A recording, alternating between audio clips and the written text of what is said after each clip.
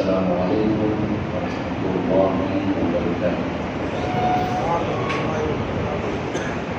الحمد للہ رب العالمین، والصلاة والسلام علی سید الانبیاء والمرسلین وعلی آلہ الطیبین الطاہرین وأصحابه الأكرمين أجمعين۔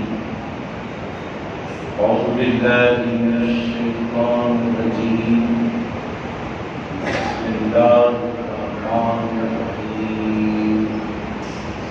قد جاءكم من الله نور وكتاب مبين، صدق الله مولانا العظيم وصدق رسوله النبي الأمين الكريم، ونحن على ذلك لمن الشاهدين والشاكرين۔ إن الله وملائكته يصلون على النبي، يا أيها الذين آمنوا صلوا عليه وسلموا تسليما۔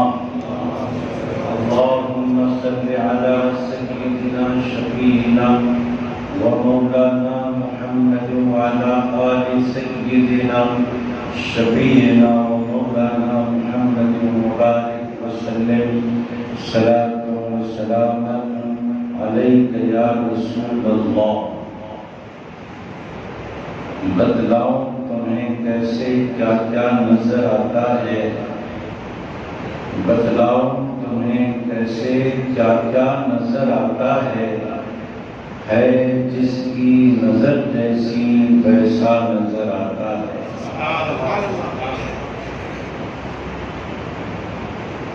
ماہ صفر المظفر چل رہا ہے اور آنے والا مہینہ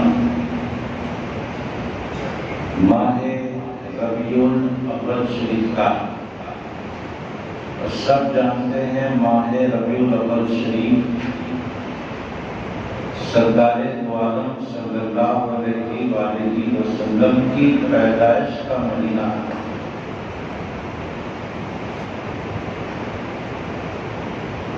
میلاد النبی صلی اللہ علیہ وآلہ وسلم کا مہینہ سایہ فگن ہے۔ ہر مومن اس مہینے کی آمد پر اپنے دلوں میں سرور محسوس کرتا ہے، ایک قسم کی خوشی محسوس کرتا ہے۔ وہ اس کا جذبہ ایمانی ہے، سرور کائنات صلی اللہ علیہ وآلہ وسلم سے اٹوٹ محبت اور وابستگی کا ثبوت ہے۔ جیسا کہ ماہ رمضان المبارک کے بارے میں آیا کہ اگر ماہ رمضان المبارک کی آمد پر کسی مومن کے دل میں خوشی ہوتی ہے تو وہ خوشی کا ہونا اس کے ایمان کی علامت ہے۔ جب رمضان کے مہینے پر کوئی خوش ہوتا ہے تو اس کا خوش ہونا اس کے ایمان کی علامت ہے۔ تو پھر ماہ ربیع الاول شریف یعنی ماہ میلاد النبی صلی اللہ علیہ وآلہ وسلم کی آمد پر اگر کوئی خوش ہوتا ہے، دل ہی دل میں مسرور ہوتا ہے، تو یہ سرور، یہ خوشی اس کے ایمان و عقیدے کے صحیح ہونے کی علامت، کیونکہ جو حاسد ہوتا ہے، حاسد کو سرکار کے نام سے چڑ ہوتی ہے۔ حاسد کو جو جلنے والا ہے، سرکار کی ذات گرامی کے ذکر سے چڑ ہوتی ہے، وہ حسد کرتا ہے، اس کو اچھا نہیں لگتا کہ حضور کا ذکر کیا جائے، اس کو اچھا نہیں لگتا کہ حضور کا چرچا کیا جائے، اس کو اچھا نہیں لگتا کہ حضور صلی اللہ علیہ وآلہ وسلم کی نعت پڑھی جائے، ان کی تعریف کی جائے۔ حالانکہ اللہ تبارک و تعالیٰ نے ہمارے نبی علیہ السلام کو محمد بنا کے پیدا کیا۔ محمد کے معنی ہے خوب تعریف کیا ہوا، خوب تعریف کیا ہوا، یہ محمد کا نام کا معنی۔ اللہ نے خود آپ کا نام محمد رکھا تو پھر خوب تعریف کیے ہوئے اس کے معنی ہوتے ہیں۔ تو جس کی تعریف اللہ نے کی ہو، جس کا نام خود تعریف سے مشتق ہو، تو اس کی تعریف اور اس کی ثنا اور اس کے چرچے سے کون روک سکتا ہے؟ کون کامیاب ہو سکتا ہے ان کے چرچے کو روکنے سے؟ اللہ رب العزت نے اس دنیا میں اپنے محبوب کو بھیجا اور قرآن پاک میں اس کا ذکر آیا ہے۔ جس کی نظر جیسی ویسا نظر آتا ہے، کا مطلب یہ ہے کہ کچھ لوگ ایسے ہیں جنہیں قرآن پاک میں صرف عبادت نظر آتی ہے۔ قرآن پاک کے 30 پاروں میں صرف عبادت ہی عبادت، خوف خدا ہی خوف خدا، ذکر جہنم ہی ذکر جہنم، تقوی ہی تقوی نظر آتا ہے اور دوسرا کچھ بھی نظر نہیں آتا۔ یہ ان کی نظر کا حصول ہے، یہ ان کی حسد کی وجہ سے ہے، یہ ان کا کینہ ہے جو انہیں قرآن پاک میں صرف اللہ کی عبادت نظر آتی ہے۔ اس لیے وہ اپنے بیانات میں، اپنے خطبات میں، اپنی تقریروں میں، اپنی تحریروں میں صرف عبادتوں کا ذکر کرتے ہیں، صرف خوف خدا کا ذکر کرتے ہیں، صرف تقوی اور پرہیزگاری کا ذکر کرتے ہیں۔ یاد رکھیں ایک بات کہ اللہ کا ایک خوف ہوتا ہے اور اللہ سے ایک امید ہوتی ہے، اور ایمان خوف اور امید کے درمیان ہے۔ بندے کو خوف بھی چاہیے اللہ کا، بندے کو اللہ سے امید بھی چاہیے۔ بزرگوں نے ارشاد فرمایا کہ ایمان جیسے کہ حدیث پاک میں آیا خوف اور امید کے درمیان ہے، تو بندے کے اندر اللہ کی رحمت سے امید بھی ہونا چاہیے، بندے کے اندر اللہ کا خوف بھی ہونا چاہیے۔ اگر امید اتنی غالب ہے کہ خوف بھی ختم ہو گیا، یہ بھی غلط بات ہے، اور خوف اتنا غالب ہے کہ امید ہی ختم ہو گئی، یہ بھی غلط بات ہے۔ کچھ امید ہونا چاہیے اور کچھ خوف ہونا چاہیے۔ بزرگان دین نے امید اور خوف کے بارے میں ایک بڑی اچھی بات ارشاد فرمائی، آپ کے سامنے وہ بات سنا دیتا ہوں۔ فرمایا کہ اگر بندے کے اندر امید ہے تو سمجھو کہ امید ایمان کو پختہ کرتی ہے، بندے کے اندر اگر خوف ہے تو خوف بندے کے عمل کو اچھا کرتا ہے۔ امید ایمان کو پختہ کرتی ہے، خوف عمل کو اچھا کرتا ہے۔ اب جس بندے کے اندر ایمان بھی پختہ ہو اور عمل بھی اچھا ہو تو پھر اس کا بیڑا پار ہے۔ جس آیت مبارکہ کی تلاوت ہم نے کی وہ قرآن کی تو آیت ہے، لیکن کیا کبھی اہل سنت والجماعت کے سوا کسی دوسرے مسالک میں جو آج کل توحید کا ڈنکا بجاتے ہیں، توحید کے دعویدار ہیں، ان کے پاس کیا اس قسم کی آیتوں پر بیان ہوتا ہے؟ توحید پر بیان ہوگا، نماز پر بیان ہوگا، روزے پر بیان ہوگا، خوف خدا پر بیان ہوگا، نار جہنم پر بیان ہوگا، شرک پر بیان ہوگا، بدعت پر بیان ہوگا، حرمت پر بیان ہوگا، میلاد النبی پر بیان نہیں ہوتا۔ کیا وجہ ہے؟ کیا قرآن میں میلاد النبی کا ذکر نہیں ہے؟ جگہ جگہ میلاد النبی کا ذکر ہے۔ اب پوچھنے والا اگر پوچھے کہ ہم نے تو پوری قرآن چھاپ دی، کہیں پر بھی میلاد النبی کا ذکر نہیں ملا، تو ہم یہی کہنا چاہتے ہیں جس کی نظر جیسی ویسا نظر آتا ہے۔ قرآن کھولو تو اپنا دل بھی کھولو گے۔ قرآن کھولو پڑھنے کے لیے، اپنا دل کھولو نبی سے محبت کے لیے۔ محبت نبی کے ساتھ قرآن جب کھولا جائے گا تو نماز بھی نظر آئے گی، میلاد بھی نظر آئے گی۔ اللہ فرماتا ہے قد جاءکم من اللہ، قاف دال زبر قد، کیا معنی ہے اس کے؟ اس کے معنی ہے تحقیق، تحقیق۔ مطلب اب جو بات کی جانے والی ہے اس بات میں ذرہ برابر شک نہیں ہے، اس بات میں ذرہ برابر تردد نہیں ہے۔ اور سے سنو، قد، جو کچھ کہا جائے گا اس کو اور سے سنو۔ یہ قد اس لیے لاتے ہیں کہ پڑھنے والے کو یقین کامل ہو جائے، پڑھنے والے کو ایمان کامل ہو جائے کہ جو بات ہونے والی ہے۔ ویسے تو قرآن شریف جب شروع ہوا تو اسی وقت لکھا گیا تھا ذالک الکتاب لا ریب فیہ، اس کتاب میں کوئی شک نہیں ہے۔ سب سے پہلے یہی بات کی گئی، حروف مقطعات کے بعد الف لام میم، حروف مقطعات،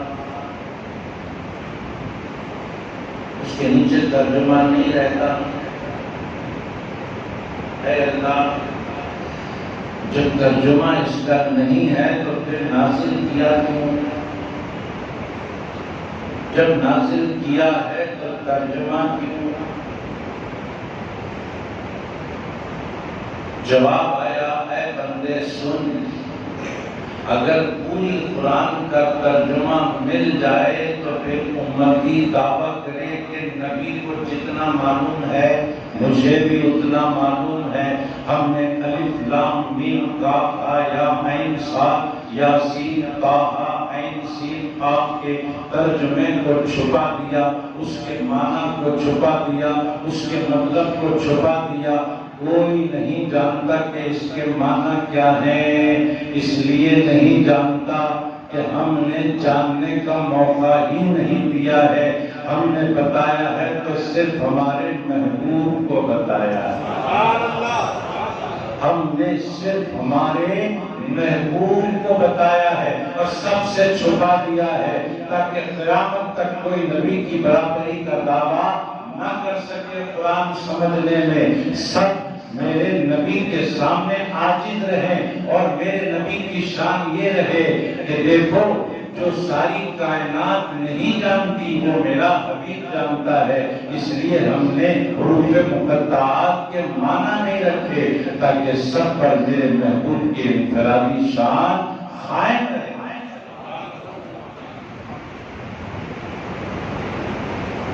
اس کے بعد سب سے پہلے کیا فرمایا جا رہا ہے؟ ذالک الکتاب لا ریب فیہ، اس کتاب میں کوئی شک کی بات نہیں ہے، اس کتاب میں کوئی شک کی بات نہیں۔ اس کے باوجود پھر اس آیت سے پہلے قد لگا دیا گیا، تحقیق۔ اب جو بات کی جانے والی ہے ذرا بھی شک مت کرو، اور آج اسی بات میں لوگ شک پیدا کر رہے ہیں۔ اللہ فرماتا ہے تحقیق، اب جو بات کی جانے والی ہے اس میں ذرا بھی شک نہیں اور لوگ اسی میں شک پیدا کر رہے ہیں۔ بڑے بڑے مسلمان پریشان ہیں، اتنا شک اور شبہ میں ڈال دیا گیا۔ کیا فرمایا جاتا ہے؟ جاءکم، اللہ فرماتا ہے آیا تمہارے پاس. یہ آنے کا جو ذکر ہے نا، اسی کو کہتے ہیں ذکر میلاد النبی. آیا تمہارے پاس، کون فرما ہے؟ اللہ. کہاں سے آیا؟ من اللہ، اللہ کے یہاں سے آیا. یہ قرآن ہے جو میں آپ کے سامنے پیش کر رہا ہوں. آیا کس کے پاس؟ مخلوق کے پاس. آیا کہاں سے؟ اللہ کے یہاں سے. کون آیا؟ نور. قرآن کہتا ہے. اور کیا ہے؟ وَكِتَابٌ مُبِينٌ. نور آیا، روشن کتاب آئی. اللہ کے یہاں سے، بندوں کے یہاں نور آیا، روشن کتاب آئی. یہ قرآن میں ہے. اب نور کیا ہے، روشن کتاب کیا ہے؟ مفسرین فرماتے ہیں نور سے مراد ہمارے سرکار کی ذات گرامی ہے. روشن کتاب سے مراد قرآن مجید ہے. نور آیا، روشن کتاب آئی، یعنی حضور آئے اور قرآن مجید آیا. صرف قرآن کیوں نہیں آیا؟ صرف حضور کیوں نہیں آئے؟ فرمایا گیا قرآن اور حضور اس لیے آئے ہیں. اگر صرف قرآن آتا تو قرآن کیا ہے کون بتاتا؟ صرف حضور آتے تو حضور کیا ہے کون بتاتا؟ حضور اور قرآن دونوں اس لیے آئے کہ قرآن کیا ہے حضور بتائیں گے، حضور کیا ہے قرآن بتائیں گے. دونوں اس لیے آئے. قرآن کیا ہے حضور بتائیں گے، حضور کیا ہے قرآن بتائیں گے. چنانچہ بتایا سرکار نے قرآن کیا ہے بتایا، حضور کیا ہے قرآن نے بتایا.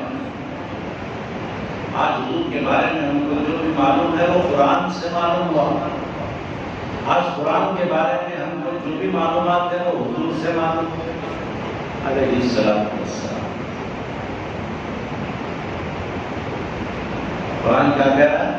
نور آیا، یعنی حضور. تو سرکار کو قرآن میں اللہ نے نور فرمایا. نور. اب یہ نور آیا تو آمنہ کے گھر آئے. تھوڑا ہم پیچھے چلیں گے کہ یہ نور آمنہ کے گھر آنے سے پہلے کہاں تھا، اس کی تخلیق کب ہوئی. یہ جو بیان ہو رہا ہے اور آئندہ بھی جو بیانات ہوں گے وہ استقبال ماہ میلاد النبی کے لیے ہوں گے. ماہ میلاد النبی کا استقبال ہو رہا ہے. میلاد النبی کے برکات کی بات میلاد النبی کے مہینے میں ہوگی، اس سے پہلے استقبالیہ بیانات ہو رہے ہیں. ہم ہمارے نبی کے بارے میں جاننا چاہتے ہیں کہ آمنہ کے گھر آنے سے پہلے کدھر سے کس شان سے یہ نور آیا ہے.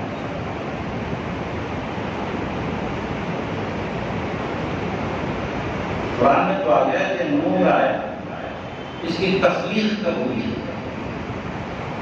کب تخلیق؟ یہ نور کب پیدا ہوا؟ یہ کب کا جو سوال ہے نا، ہماری طرف سے ایک صحابی نے سرکار سے پوچھ لیا. سبحان اللہ. اس صحابی کے پوچھنے سے آج ہم کو پتا چلا اس نور کی تخلیق کے بارے میں.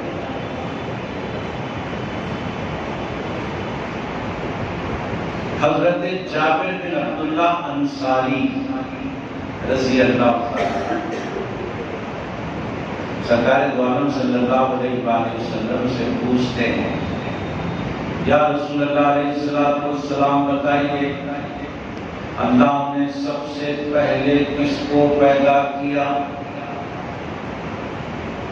سوال، اللہ نے سب سے پہلے کس کو پیدا کیا؟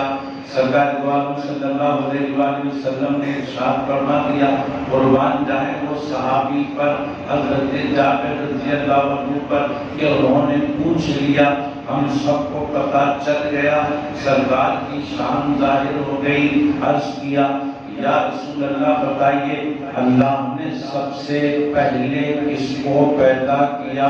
سرور کائنات علیہ الصلوۃ والتسلیم نے ارشاد فرمایا، اے جابر سن، اللہ نے سب سے پہلے تیرے نبی کے نور کو پیدا کیا۔ تیرے نبی کے نور کو سب سے پہلے پیدا کیا۔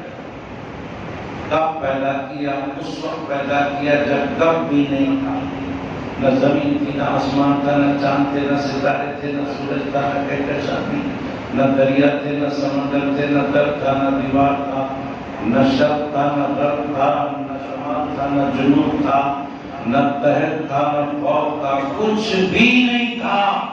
بنانے والا خدا تھا، بننے والے مصطفیٰ تھے، بس کوئی نہیں۔ سب سے پہلے اللہ نے تیرے نبی کے نور کو پیدا کیا۔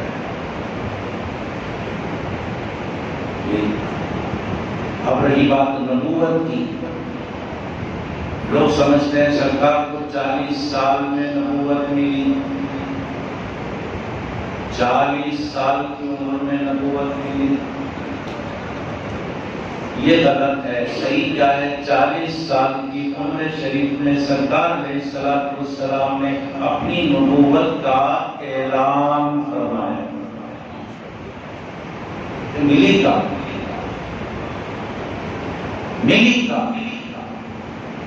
اس کی بھی ایک حدیث شریف سن لیجیے۔ صحابہ کرام رضوان اللہ علیہم اجمعین نے سرکار علیہ السلام سے پوچھا، یا رسول اللہ علیہ السلام، آپ کی نبوت کب ثابت ہوئی؟ آپ کو نبوت کب ملی؟ سرور کائنات علیہ السلام نے ارشاد فرمایا، کنت نبی و آدم بین الروح والجسد، کنت نبی و آدم بین الماء والطین۔ سرکار علیہ السلام نے صحابہ سے فرمایا، صحابہ تم مجھ سے پوچھتے ہو کہ مجھے نبوت کب ملی؟ ارے میں اس وقت بھی نبی تھا جبکہ آدم ابھی بنے نہیں تھے، ابھی آدم بنے ہی نہ تھے، میں اس وقت بھی نبی تھا۔ تو نبوت کا ثابت ہونا اور ہے، نبوت کا اظہار اور ہے۔ ملی اس وقت جبکہ آدم بھی نہیں بنے تھے، 40 سال کی عمر شریف میں اعلان ہوا نبوت کا۔ نور مصطفیٰ کی تخلیق ہوئی۔ اب اس نور مصطفیٰ کو آدم کی پشت میں رکھا گیا، ابھی آدم بنے نہیں تھے، نور کی تخلیق ہو چکی تھی۔ اس کے بعد آدم کا پتلا بنا، اور آدم کا پتلا جب بنا تو اللہ نے اس پتلے میں روح ڈالی۔ جب روح ڈالی اللہ نے آدم کے پتلے میں تو وہ روح نکل کر آ گئی باہر۔ عرض کرنے لگی، مولا اندر بے قراری ہے، اندر بے چینی ہے، اندر اندھیرا ہے، مجھے اندر قرار نہیں ہے۔ میں نکل کے آ گئی۔ اللہ نے فرمایا، ٹھیک ہے تیرے قرار کا انتظام کرتے ہیں۔ پشت آدم میں نور محمدی کو رکھ لیا، پشت آدم میں نور محمدی کو رکھ دیا۔ اس کے بعد روح کو داخل کیا، جیسے روح پتلے میں اندر گئی اندر ہی رہ گئی، معلوم ہوا نور محمدی کے اجالے میں اسے قرار آ گیا۔ امام انوار اللہ فاروقی علیہ رحمت و رضوان بانی جامع نظامیہ اپنے اشعار میں اسی پس منظر میں فرماتے ہیں وحشت آدم گئی نام شہ لولاک سے، وحشت آدم گئی نام شہ لولاک سے، مردے زندہ ہو گئے تاثیر نام پاک سے۔ نام مصطفیٰ سے، نور مصطفیٰ سے وحشت جاتی ہے، راحت آتی ہے۔ آدم کے پشت میں نور مصطفیٰ رکھ دیا گیا اور یہ عہد لیا گیا کہ یہ نور پاک پیٹوں سے، پاک پیٹوں سے ہوتا ہوا منتقل ہوگا۔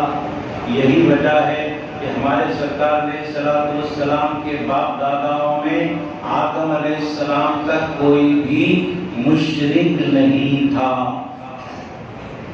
سب اللہ کو ایک ماننے والے تھے۔